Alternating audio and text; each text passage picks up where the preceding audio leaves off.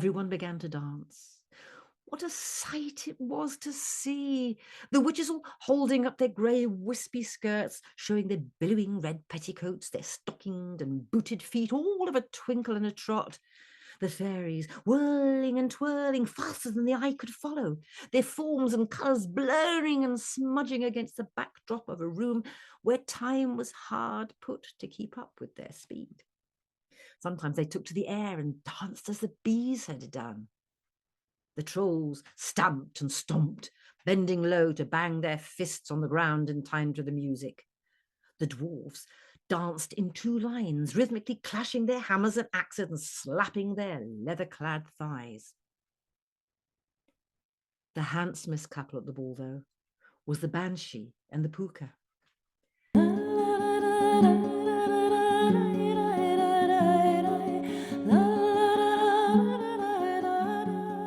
The rough, foot-worn trail that led behind the Art Deco building was littered with cigarette butts, energy drink cans and used condoms.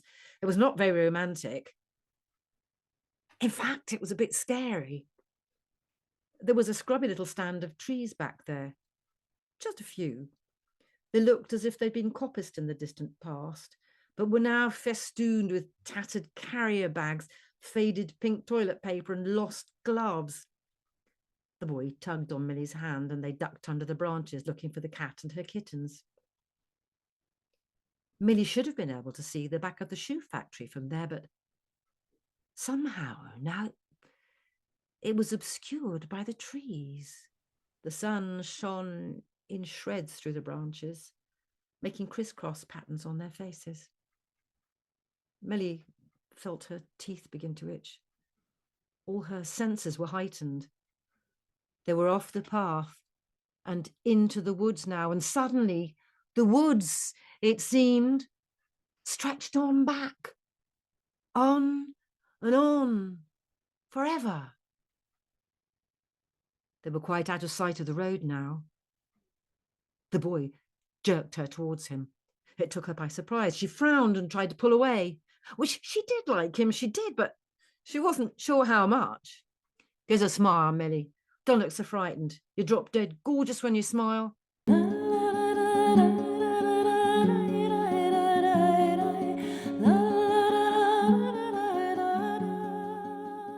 Fame and fortune enough, one might think. What more could he possibly wish for? But Jeff was bored. He wanted... What did he want? He wanted more. There had to be a way to get more. He sighed and took a sip from the black single malt in its crystal glass as he gazed out over the sea from the deck of his yacht to the horizon, where the sunset was taking place quite incomprehensibly, free of charge. Someone cleared their throat. Jeff started and looked around.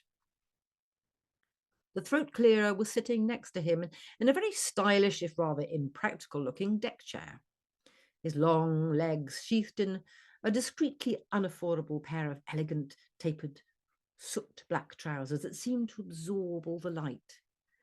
His immaculate black silk shirt was open at the collar and his cuffs were unbuttoned, though not rolled, offering tantalising glimpse of understated yet distinctly Gothic jewellery.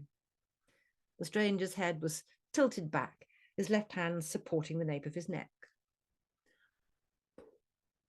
He nonchalantly blew an unhurried series of dove-grey smoke rings. He was smoking what looked like a very expensive Havana cigar. On close inspection, though, a keen observer might have remarked that it was actually made of layer upon black layer of drop-hammered, anvil-beaten, steam-rollered souls, which wore smudged expressions of surprise and anguish, something that could only have been rolled on a behemoth's thigh. The stranger leant forward, a boyish stray lock of his immaculately oiled black hair tumbling rakishly over his ruddy forehead, giving him something of the look of a flamenco dancer. He flicked ash into the upturned, gaping mouth of a figure who looked for all the world like a hedge fund manager, grovelling on all fours at the toes of his Cuban-heeled black boots. The image wavered slightly, like a Fata Morgana hovering over hot tarmac on a summer's day. The stranger stubbed out his cigar on the eagerly proffered palm of the apparition, which promptly dissolved. Jeff sniffed the air. It smelled slightly of sulphur. "I may be able to help you with your conundrum." The voice was deep and sophisticated, the pronunciation slightly old-fashioned, and the accent hard to place. The lips moved slightly out of sync, like a badly dubbed soundtrack to a foreign film. He proffered a pristine white business card, the edges of which were faintly singed. "Nicholas Hobb, Commissioner of Oaths," it announced, in Gothic script. On the reverse was a QR code, which was also somehow Gothic in style. It was ever so slightly in motion and distorted, as if seen from very far away through an imperfect lens.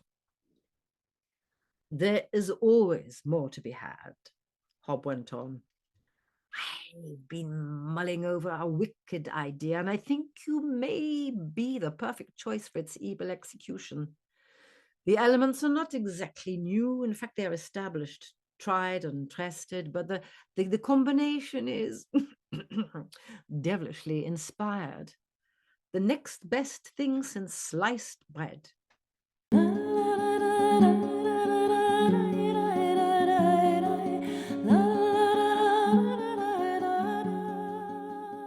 "Here is the circle of salt and of sand. Here is the clay in the shape of a man. Here is the ring that I took from your hand. Lover, come back to me. Here is the vial of tears that I shed. Here is your handkerchief, blood-stained and red. Here are the curls that I cut from your head. Lover, come back to me."